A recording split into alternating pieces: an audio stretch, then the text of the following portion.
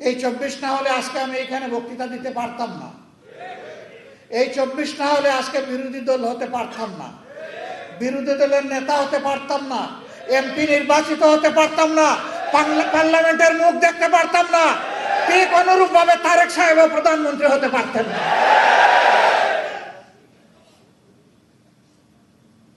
আর যে সমস্ত মন্ত্রীরা আজে বাজে কথা বলে, কেউ তো সংসদের ভিতরেই বলে ফেলে, আর কেউ টক শোতে গিয়ে বলে, দায়িত্ব জ্ঞানহীন কথা বলে, দেশ বিরোধী কথা বলে, আমরা যখন সংসদে এই বিষয়গুলো তুলে আনি তখন বলা হয় এগুলা সংসদের বাইরের ব্যাপার।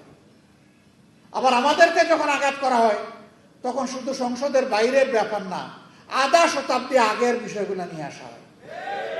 চিংড়ি মাছের জীবন, লাফ দিলে পিছনের দিকে যায়, সামনে রাস্তা খুঁজে পায় না। এই জাতি আগাবে কিভাবে?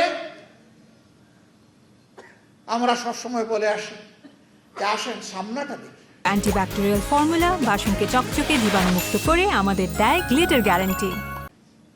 এগিয়ে যায়, যেই অঙ্গীকার নিয়ে 24 হয়েছে সেই অঙ্গীকার বাস্তবায়ন করি, বড় কিছু নয়।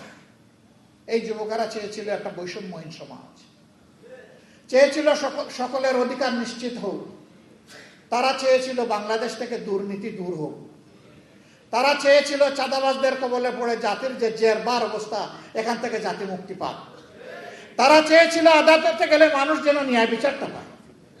এই তো এতটুকু। তারা তো কারো কাছে ভিক্ষা চায়নি, তারা বলেছে আমাদের যোগ্যতা অনুযায়ী আমাদের হাতে কাজ তুলে দিতে হবে। আজকে অনেক বড় বড় কথা আমরা শুনছি বিভিন্ন দিক থেকে, কিন্তু কাজের বেলায় আমরা এটা খুঁজে পাই না। আপনারা নিশ্চয়ই সংসদ দেখেন, আমি বিশ্বাস করি এই কারণে দেখেন যে এই সংসদকে আপনার মজলুমের সংসদ মনে করেন। সেই মজলুম এমপিরা ওখানে গিয়ে জনগণের জন্য কি বলে এটা আপনারা আগ্রহ করে শুনতে চান, দেখতে চান, আপনারা মূল্যায়ন করবেন আপনাদের বিবেকের পর্দায়। এ গভীর বিশ্বাস আমাদের আছে।